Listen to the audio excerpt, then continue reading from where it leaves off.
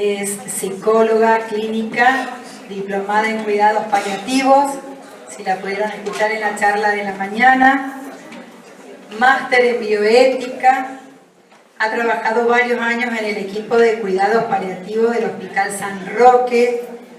Desde hace 9 años está a cargo del área de salud mental en la Casa de la Bondad, Fundación Manos Abiertas. Ha participado de numerosos congresos provinciales, nacionales e internacionales. La charla de ahora será habilidades en la comunicación del diagnóstico de cáncer y su impacto emocional. Un ratito lo que vamos a hacer con la licenciada, vamos a poder compartir un taller, ¿sí? Entonces, para no desacomodar todas las sillas y todo en función de cómo estamos, sí vamos a dividirnos en grupos.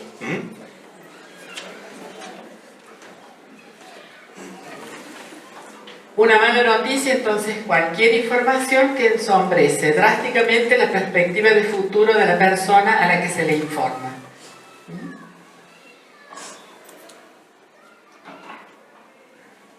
Y decimos que es un conflicto de expectativas. ¿Por qué? Porque la persona antes de enfermarse tenía unas expectativas sobre su vida, sobre su devenir, y a partir de la aparición de la enfermedad, esas expectativas cambian. Cambiarán drásticamente o no drásticamente en función del pronóstico, pero de todas maneras sus expectativas cambian.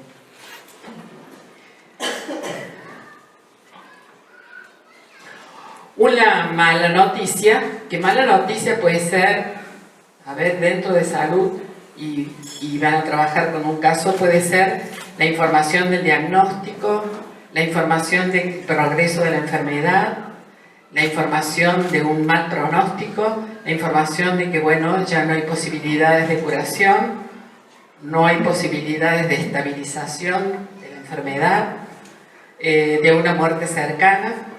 Pero también pensé, una mala noticia puede ser, y lo digo desde la experiencia en el hospice, cuando a la familia o el paciente se le dice, bueno, mire, en el hospital usted tiene que ir derivado, la vamos a derivar a un lugar donde se va a encontrar con un equipo.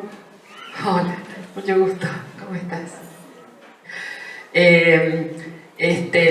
Se van a encontrar con un equipo que de aquí en más los va a atender, los va a cuidar, les va a aliviar el dolor, los va a atender a la familia.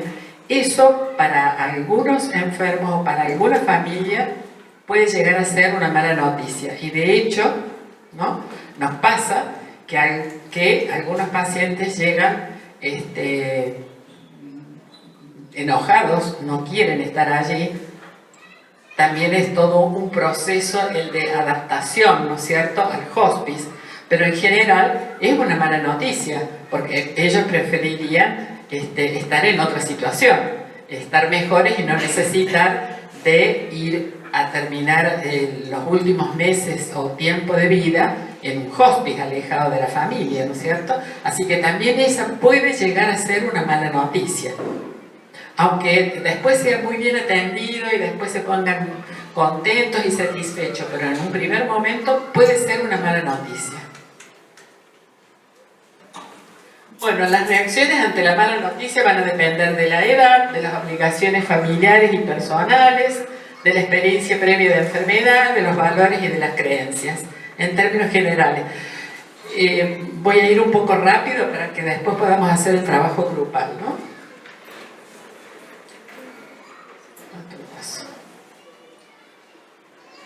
Bueno, esto es la otra charla. ¿Por qué es tan difícil dar malas noticias? A unos 15 días di esta charla en el hospital Rawson, ¿no? Y uno de los médicos inmediatamente me dijo, ¿por qué es desagradable dar malas noticias? Y realmente, por definición, nadie quisiera dar una mala noticia, ¿no? Sea de la que sea, pero una mala noticia siempre es desagradable darla, recibirla, escucharla y también darla, ¿no? Pero en general los médicos piensan cómo va a afectar a su estado anímico, piensan que darle la mala noticia los va a afectar. ¿Y cómo no los va a afectar? Digo yo. ¿Y cómo uno puede recibir una mala noticia y no ponerse triste? Es ilusorio, ¿no? Antes habíamos hablado de las pérdidas. Bueno, dar una mala noticia implica la pérdida de la salud. Entonces, si estamos frente a una pérdida, la reacción va a ser de tristeza.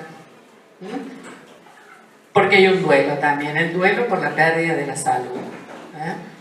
Y de la salud y del esquema corporal y de las relaciones familiares, y etcétera, etcétera, ¿no? Pero es una pérdida. Lo otro que dicen es: no quiero quitar la esperanza.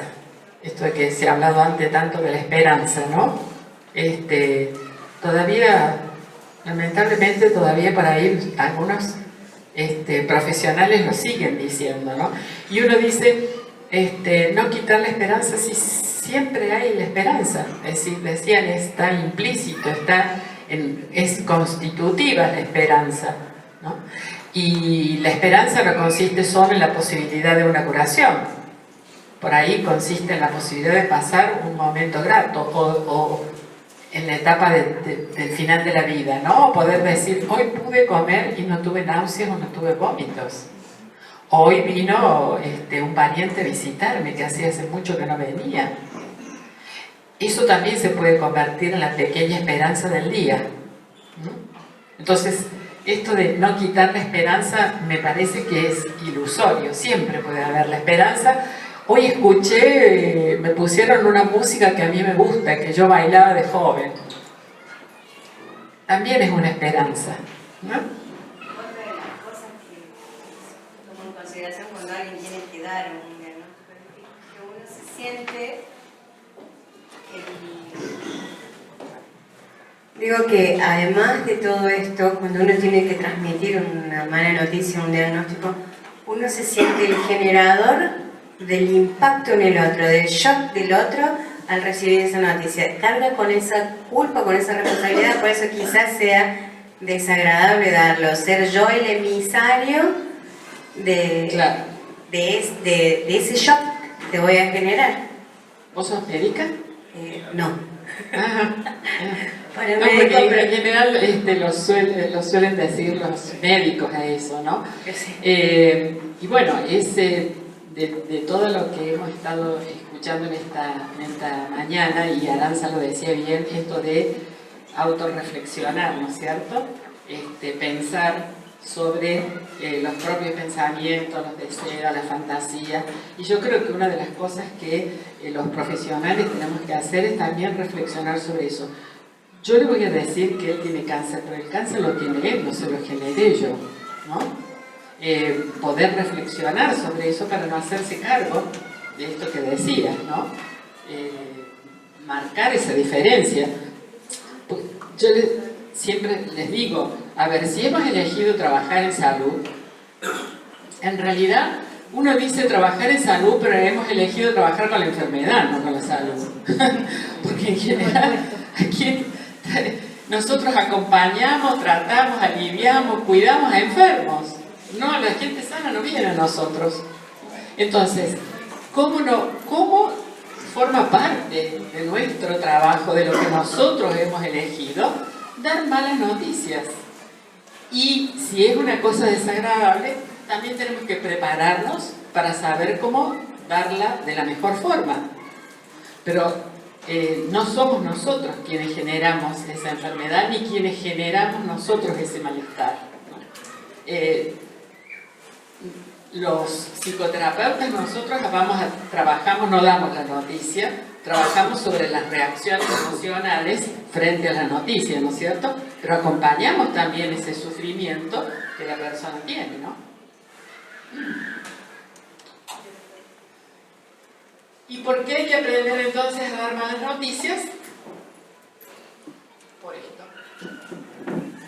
No se da formación, en general no se da formación a cómo dar las malas noticias, ¿no?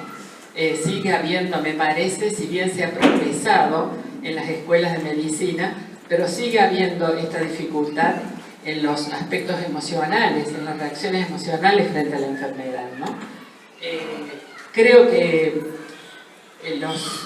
todos quienes trabajamos en salud, aunque después no hagamos un proceso terapéutico porque lo hará otro, pero sí al menos poder saber y poder leer lo que le pasa a un paciente, ¿no?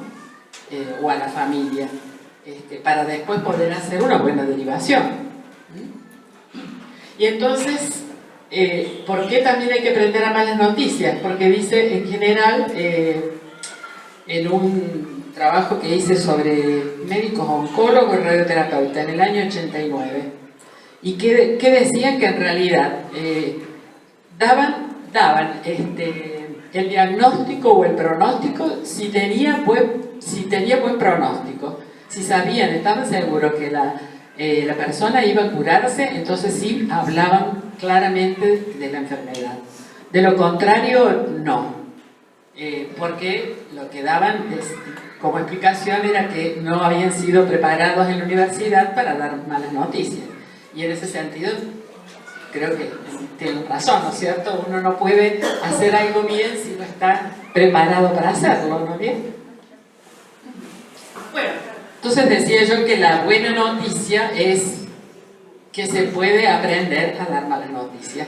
Y como todo se protocoliza,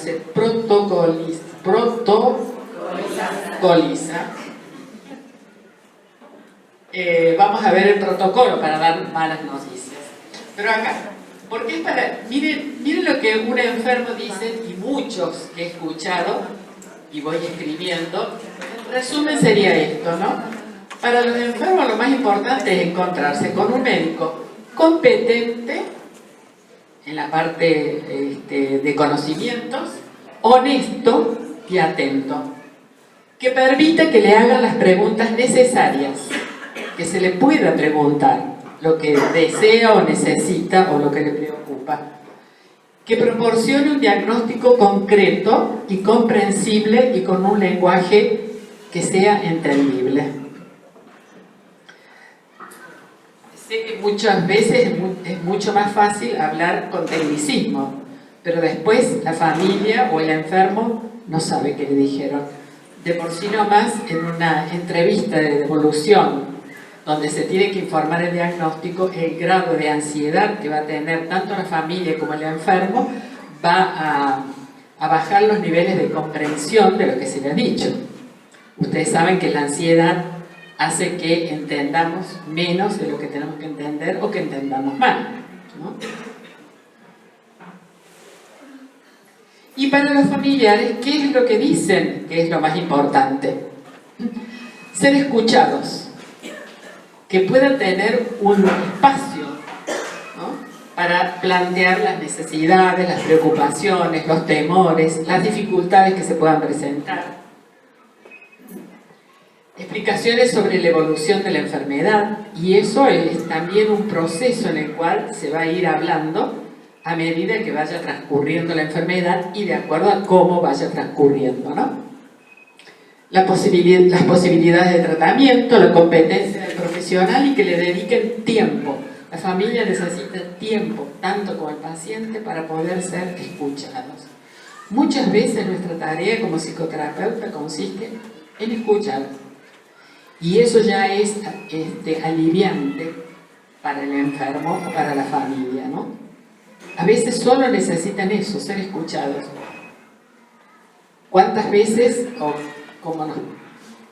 cotidianamente, o no cotidianamente, pero bueno, nos pasará que en la familia tenemos que contar algo y no tenemos tiempo para contarlo?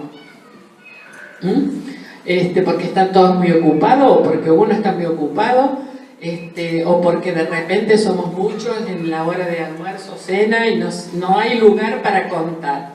¿Se imaginan si a uno le pasa eso, que es tan común? ¿Cuánto más van a necesitar un espacio para poder hablar de todo lo que significa afrontar esta enfermedad y este mal pronóstico, tanto al enfermo como a la familia, ¿no? Bueno, en esto de protocolo para dar las malas noticias, en castellano se llama EPIC. Y la E corresponde al entorno. Entonces, cuando uno tiene que hablar sobre estos temas, sobre diagnóstico, pronóstico, evolución de enfermedad, posibilidades de tratamiento. Se tiene que dar un lugar apropiado. No podemos decir en el pasillo, sí, mira, bueno, vi los resultados, no han salido tan buenos, pero bueno, ya lo vamos a hablar. O, bueno, la semana que viene te corresponde, tenés que hacerte la quimio, acordate que el día antes tenés que hacer los análisis. A ver, si uno se pone un poquito en el lugar de lo que puede sentir en ese momento el paciente, ¿no? Me parece que nadie querría escuchar una mala noticia así al pasar, ¿no? Entonces, en primer lugar, darnos un lugar privado, ¿sí?, para poder hablar y escuchar lo que el paciente necesita. La otra E, la P, percepción del paciente. A ver, qué importante que es saber qué sabe el paciente, qué se le ha dicho hasta ahora, qué sabe, qué percibe, qué presiente, cuáles son las fantasías que tiene en relación a esto, para corregir la información errónea, siempre adaptándolo al lenguaje del enfermo, ¿verdad? La I, invitación. No solo tenemos que saber qué sabe, sino también qué quiere saber y qué no quiere saber, ¿no? Partiendo del derecho a la información, pero también a la no información. Pero para eso tenemos que preguntar y que pueda expresar, darle tiempo para que pueda expresar hasta dónde vamos a ir midiendo, hasta dónde va queriendo, porque la comunicación, la información es un proceso también, ¿no? Entonces, yo ponía un ejemplo de cuando mi esposo estudiaba medicina. Una vez le traen en oncología a una paciente con un cáncer de mama, muy avanzado, tenía la mama dura, inoperable, y les hacía pasar a cada uno de los estudiantes para que tocaran esa mama. Yo digo, me puse a pensar, pobre señora, pero ¿qué sería esta señora? ¿Qué dificultad tendría ella para poder atravesar semejante situación, ¿no? De que quien quisiera le tocara esa mama endurecida para darse cuenta de lo que era un cáncer de mama avanzado, ¿no? El colmo de poder, de respeto, ¿no?, hacia la dignidad, más allá de que la persona parece que había aceptado, ¿no? El conocimiento, esto que decía antes, que se puede ir sabiendo a pequeños trozos. La información tiene que ser procesada, tiene que ser masticada, y entonces vamos a ir. No hay necesidad de decir todo en un solo momento, ni hay necesidad de mentir. Vamos a ir acomodándonos a lo que la persona va pudiendo aceptar en cada momento, ¿no? Nosotros hablamos de verdad soportable en cuidados paliativos, ¿no? Es escuchar aquello que puede soportar hoy. Tal vez el mes que viene vamos a avanzar un poquito, o no. La otra es de empatía. La empatía tiene que ver con que poder ponernos en el lugar del otro, poder entender y comprender el sufrimiento de la otra persona. A partir de eso, tal vez nosotros podemos dar una comunicación con compasión. Y la última, la estrategia. Siempre después de dar las malas noticias, es importante dar algo a cambio. Bueno, esto le pasa a usted, estos son los resultados, pero lo que podemos hacer por usted es esto. Aún en los últimos días de vida. Yo recuerdo una señora en el hospice que hasta 3 días antes o 2 días antes estaba pintando y dejó en los frasquitos que usaba de Ensure, en los frasquitos de Ensure, ella los envolvía. le sacaba la etiqueta, les hacía decoupage, los perforaba arriba y los fue regalando a sus familiares y a algunos profesionales y a algunos voluntarios, ¿no? Un salerito de recuerdo. Hasta 2 días antes en su cama, ¿no? Estuvo haciendo esa tarea.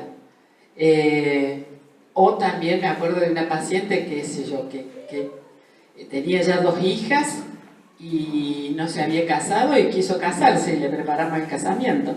Y unos 15 días antes, más o menos, de fallecer, ¿no? Más o menos, Viviana, unos 15 días antes de fallecer.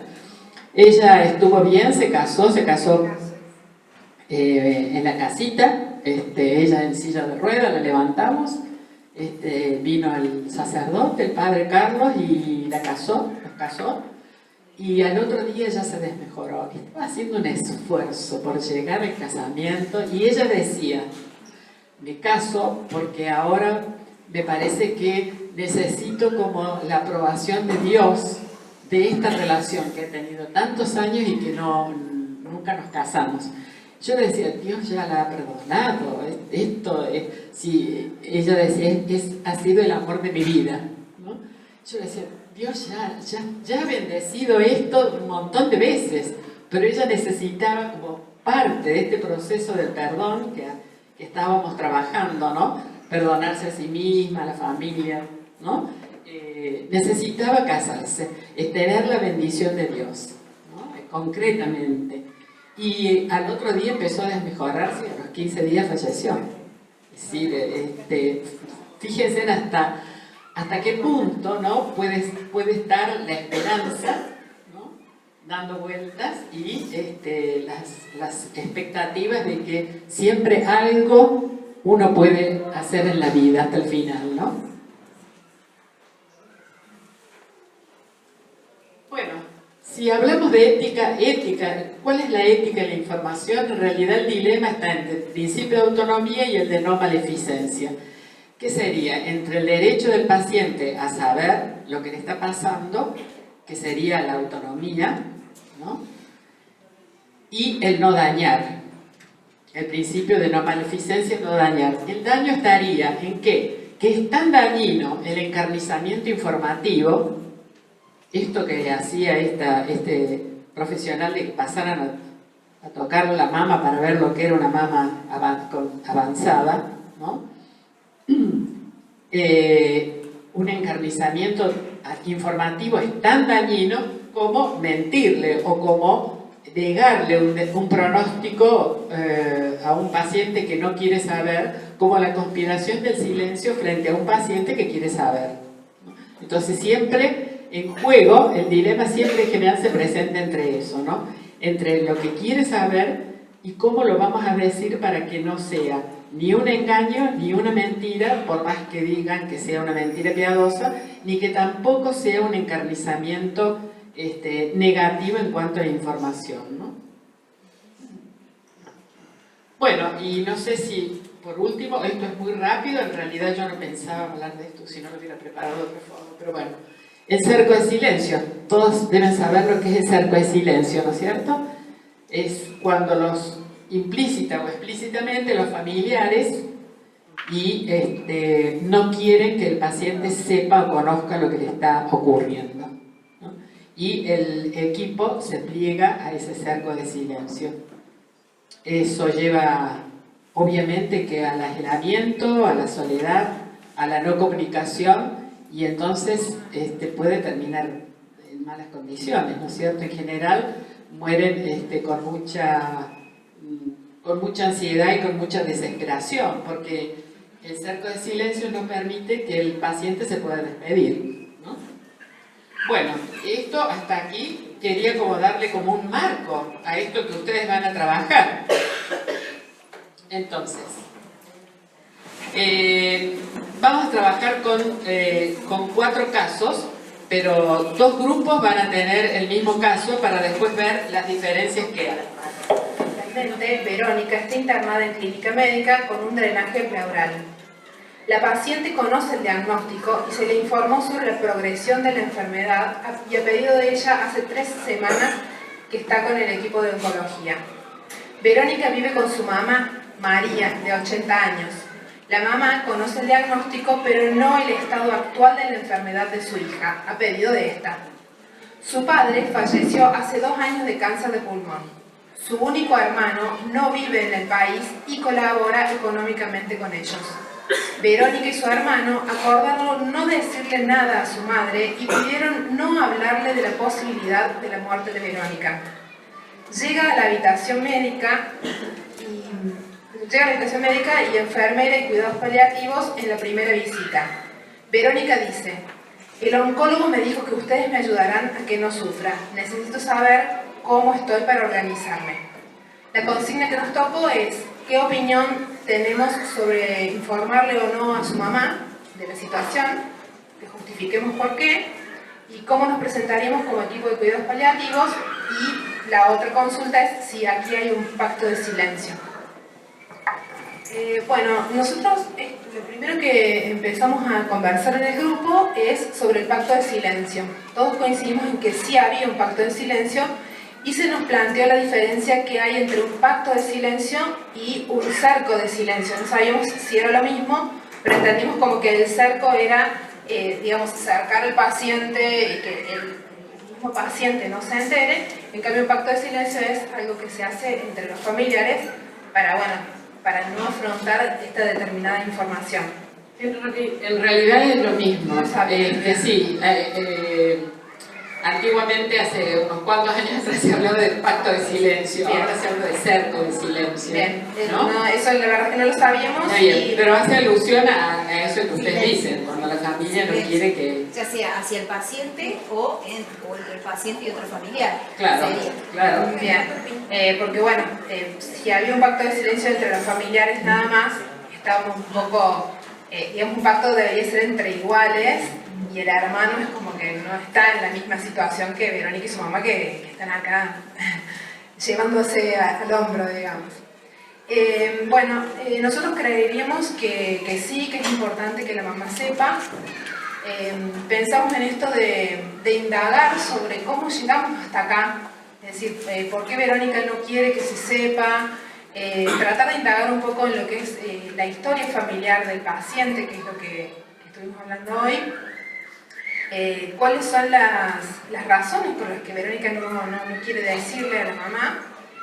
Y también pensamos en que la mamá tal vez es más fuerte de lo que nos imaginamos, porque ya tiene la experiencia de su marido, ella ya es viuda de una persona que falleció de cáncer.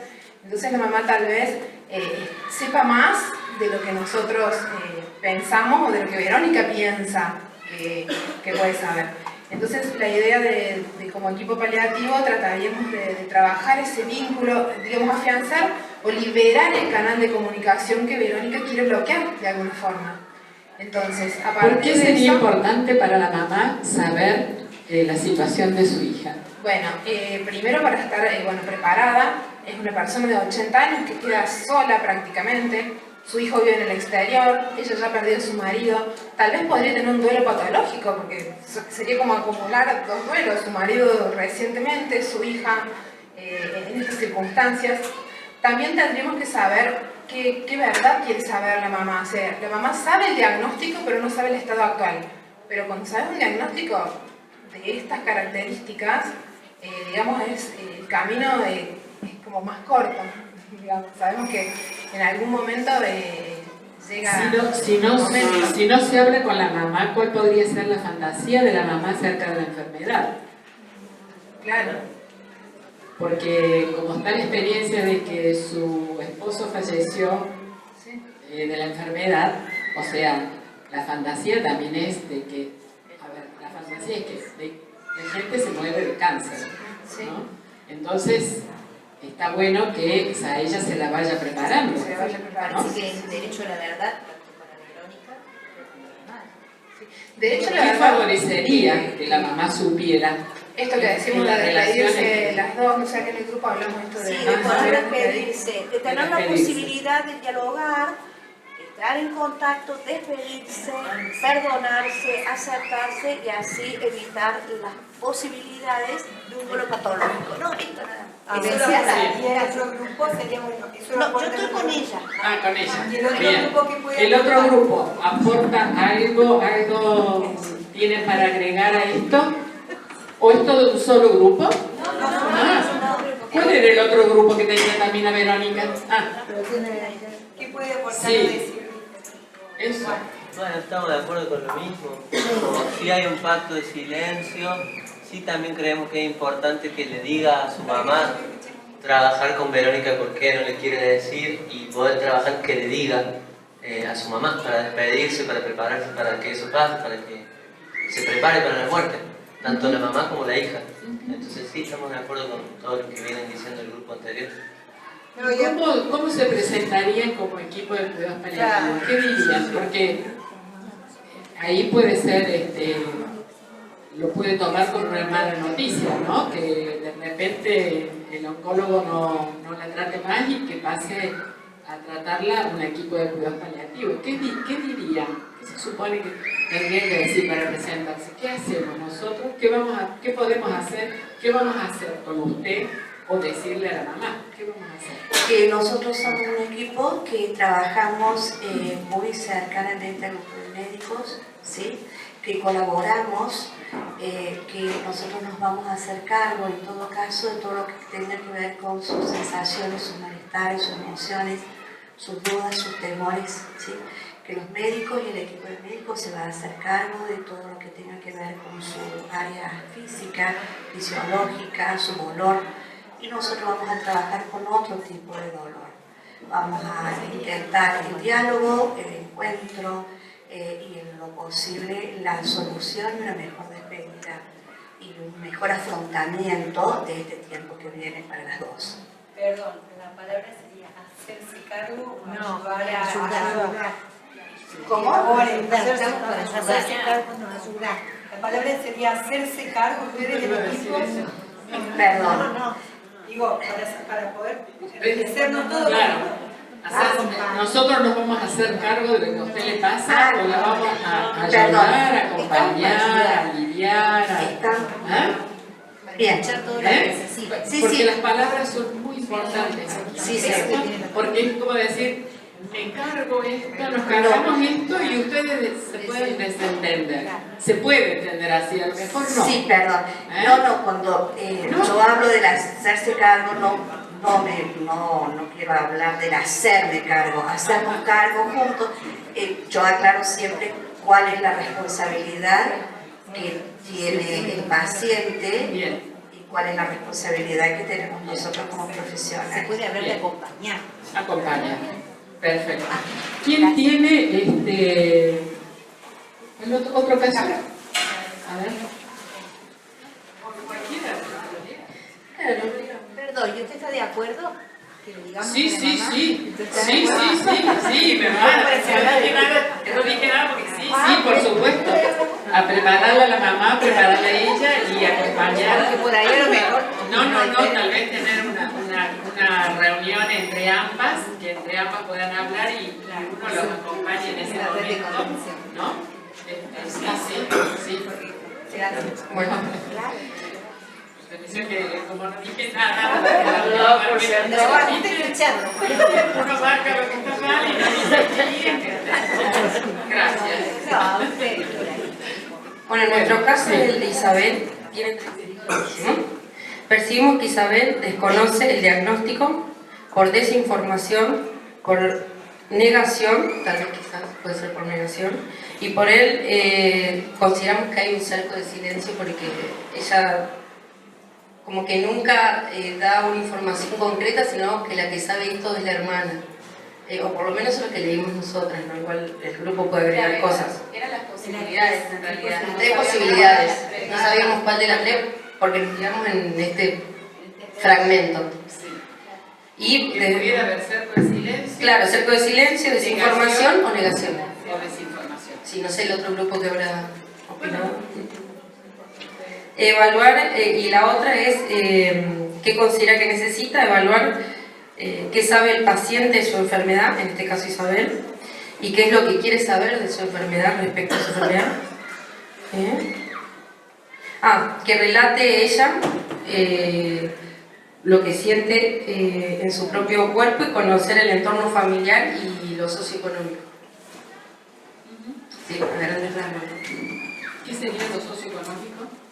Estar en un tratamiento así cuesta muchísimo, además son del interior, ver eso cómo a ella le afecta, a la familia cómo le afecta, a sus hijas, a su matrimonio, ese aspecto. Entonces ustedes harían entrevistas con ella para ver qué sabe y ahí van a evaluar lo que desea saber, si está negando. Sí, si está negando, si hay una falta de información. Falta de información y en función de eso haría una estrategia. Exactamente. ¿El otro grupo? Sí. Nosotros hablamos de una desinformación.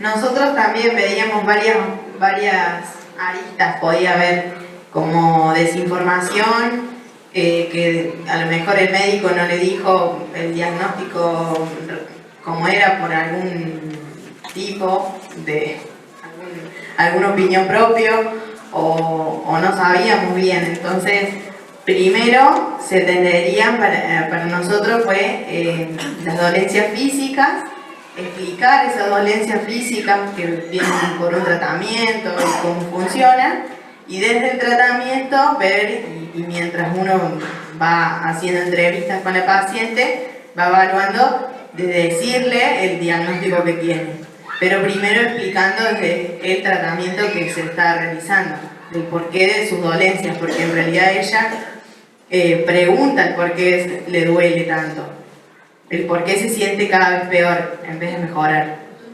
Ella no entiende qué le pasa. Claro. Es muy común, ¿no es cierto?, que todos los efectos colaterales de la quimioterapia lo tomen como que está peor. ¿No es así, Beatriz?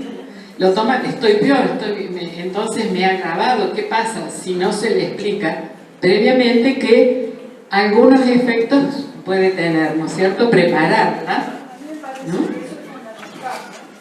El tema de la psicoeducación lo llamamos nosotros, ¿no? El hecho de poder informarle bien, claramente. Creo que es más tarea del psicólogo que del médico, porque yo digo que nosotros tenemos por ahí un poco más de tiempo, por eso es importante que el psicooncólogo conozca bien lo que es un tratamiento oncológico, ¿no?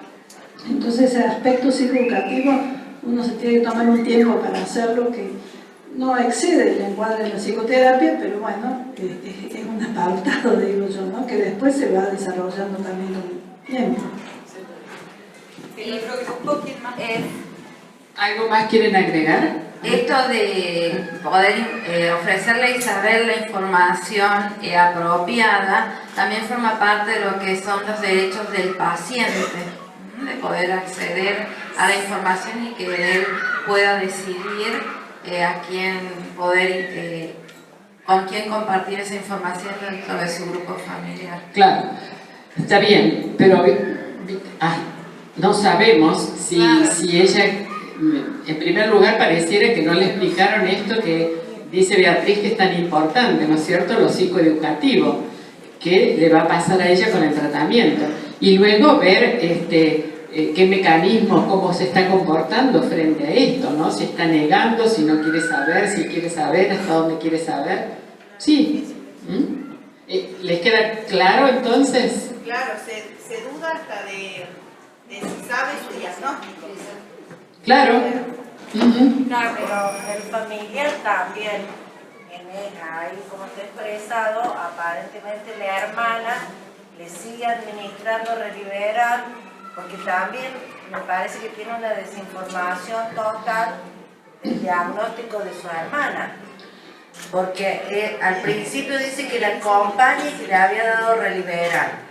Y después, cuando ya tenía el diagnóstico, al cual la enfermera dice le estamos haciendo un tratamiento de quimioterapia, que fue la única que dio información más o menos precisa en ese texto, es la enfermera. Después ella dice, mi hermana me administró nuevamente gotitas de Reliberan y pude tomar sopa.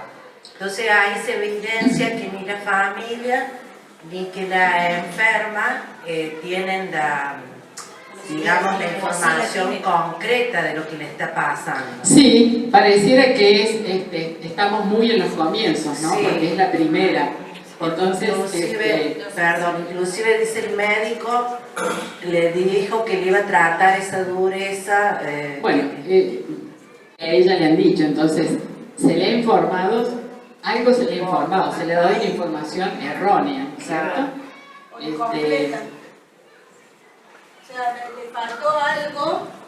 le faltó algo como para que le quede claro a ella su cuadro, porque puede estar en un estadio de principio o puede estar en un estadio de avanzado, que eso no se puede deliberar con la información que tiene. No, para nada. Pero marcaba esto de dureza, porque fíjense cómo la lleva ella entonces a pensar de que, bueno, que puede ser algo bueno, lo relaciona con las pastillas que tomó, y entonces, bueno, evidentemente que falta, ¿no? Falta mucha información aquí por hablar, hay muchas cosas para hablar acá, ¿no? Yo por ahí, escuchando, pensé que sí, por ahí podía pasar que la información estuviera, pero que no se hubiera comprendido bien por parte de ella y de la familia, digamos que faltó la corroboración también como posibilidad, la corroboración de que hayan comprendido bien la información que se le dio. Era lo que decíamos, no solamente dar la información, sino después comprobar que se entendió lo que se dijo. Y para eso no usar tecnicismo, sino un lenguaje claro, ¿no? Bueno, el otro grupo, Isabel, Verónica,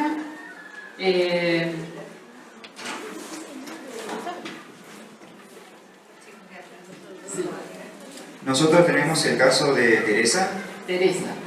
Tiene 63 años. Estuvo casada con Julio, con quien tuvo 2 hijas, Mariana de 32 y Silvia de 36, ambas casadas. El diagnóstico es de cáncer de pulmón avanzado con metástasis óseas. Se está recuperando de un cuadro de neumonía, refiere dolor en la zona cervical, náuseas y reflujo que no le permiten comer ni descansar bien, ya que le han recomendado dormir sentada y así no puede lograr un sueño continuado. Llega a la consulta primera al equipo de cuidados paliativos, acompañada por su hija mayor. Fue derivada por el oncólogo. Teresa le dice al médico: me derivó mi oncólogo, pero no entiendo por qué me mandó. ¿Qué me van a hacer? Teresa vive sola, es muy independiente. Desde que se jubiló participa de un coro y talleres para adultos mayores. Ha fumado mucho, hasta hace pocos años, y se culpa de ello. Este es el castigo, dice refiriéndose a su enfermedad. Está al tanto de todo su estado, pero no sabe por qué es derivada a otro equipo, se siente abandonada. La consigna es si le comunicaríamos de su estado actual y justificarlo. Nosotros sí le comunicaríamos porque no debemos ocultarle la información siempre que esté capacitada para recibirla. También hay que manejar la información justa de acuerdo a su demanda. Yo personalmente me preguntaba si atraviesa un duelo por su forma de ver la enfermedad, ya que la observa como un castigo. ¿Se hicieron esa pregunta? Sí, yo la agregué en realidad solo. Al final. ¿Y qué dicen los otros compañeros de tu grupo? Solo. ¿Ambos solitos? Nada, yo solo. ¿Qué les hace pensar allí? Hay algunos datos que le hacen pensar que esta mujer puede y va y necesita saber lo que le pasa. Ahí hay datos acerca de ella. Es una mujer muy independiente, además Una mujer independiente, activa. Participa de foros, de talleres. Exactamente. O sea, que es una mujer que, siendo viuda, parece que ha resuelto el tema, claro, está realizando una nueva vida con muchas actividades, por lo tanto, su vida le va a cambiar drásticamente, y siendo así tan independiente, uno tiene que pensar, esta mujer es una mujer que toma decisiones acerca de su vida, ¿no? no le podemos negar de que también no pueda tomar decisiones en este momento, ¿no? O sea que estos datos que nos dan, si nos dijera es una persona depresiva, muy dependiente, no hace nada, si no consulta, los hijos la atienden mucho, la miman, uno ya pensaría, bueno, es una mujer más sumisa, vamos a ver cómo nos manejamos, nos manejaríamos distinto con la información. Pero acá tenemos una mujer dinámica, activa, ¿no? Que realiza actividades y por lo tanto toma decisiones. Y esta es otra decisión más que tendrá que tomar, ¿no? Y con esa característica también llega como desconcertada, sin saber qué le van a hacer, derivada por su oncólogo. Claro, esa es la otra parte, ¿no? Qué importante que es la derivación de oncología a cuidados paliativos. Es sumamente importante. Porque de repente pasar a cuidados paliativos, y cuando pasan muy al final de la enfermedad, ¿no? Bueno, es enfrentarse con que la muerte está muy cercana. Y entonces es una mala noticia, lo que les decía antes, ¿no? Depende de lo que se le diga. Si el médico que la deriva le dice yo no tengo más nada que hacer por usted, pero va a ir a otro grupo, yo creo que está muy bueno que el equipo de cuidados paliativos siempre trabaje en conjunto, siga trabajando en comunicación con los oncólogos o con los médicos derivantes, ¿no? Porque entonces al paciente eso lo tranquiliza, porque de repente ha sido tratado durante varios años con un equipo y pasa a tratarse con uno nuevo en un momento en que se siente muy mal. Entonces allí la derivación tiene que ser muy bien hecha, ¿no? Y el equipo de cuidados paliativos la tiene que receptar diciendo nosotros vamos a estar en comunicación. También eso alivia mucho, ¿no? Decirle, vamos a estar comunicados con sus médicos, vamos a trabajar en conjunto. Tal vez ahora nosotros tengamos más importancia que el médico que hasta ahora le trató, pero todo lo que le hagamos su médico lo va a saber, ¿no? Eso tranquiliza mucho a la familia y al paciente. ¿Agrega algo más en otro grupo? Ah, bueno, entonces pasamos al otro caso.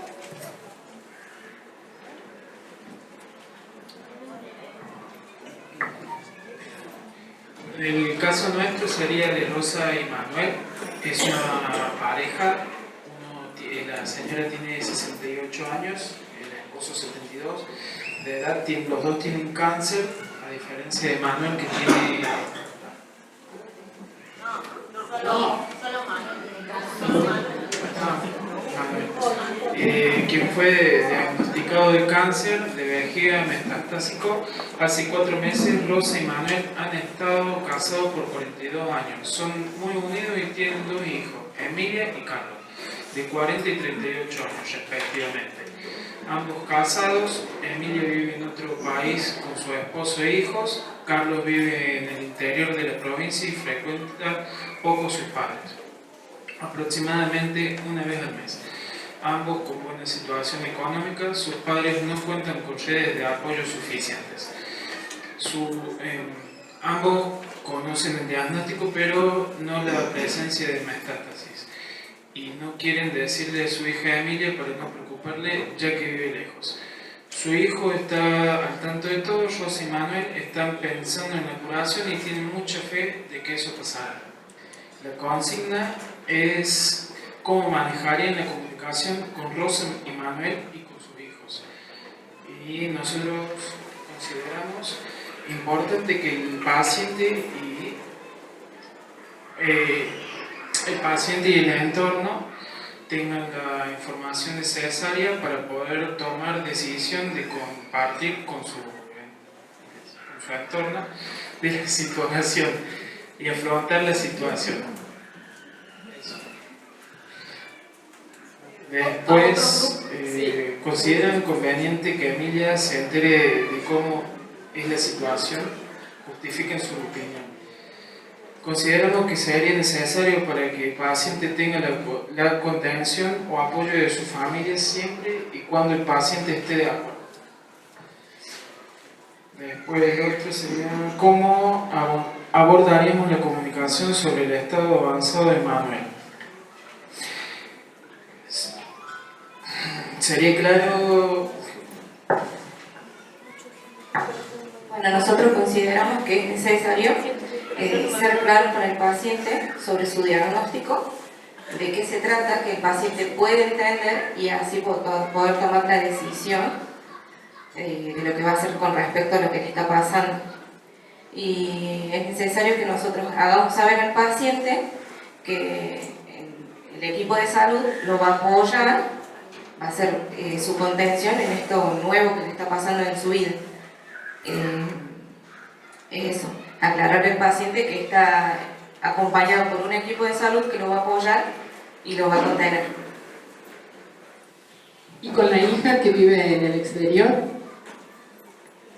Con respecto a la hija, nosotros decimos que debíamos informar de lo que está pasando, con el solo hecho también de que está lejos, y si bien el diagnóstico del padre, al tener metástasis, no sabemos hasta cuándo, qué tiempo es el que va a durar, y bueno, como que ambos, tanto los padres como ella, van a necesitar el proceso ese justamente de perdón, de hablar, de formular, de acompañarse, y ella, la hija, también va a necesitar estar en ese tramo final para no mejorar la calidad de vida de su papá, porque ya está en una circunstancia, pero sí acompañarlo. O sea, puede tomar ella la decisión de si quiere estar o no, debe saber el hecho de conocer la situación del país.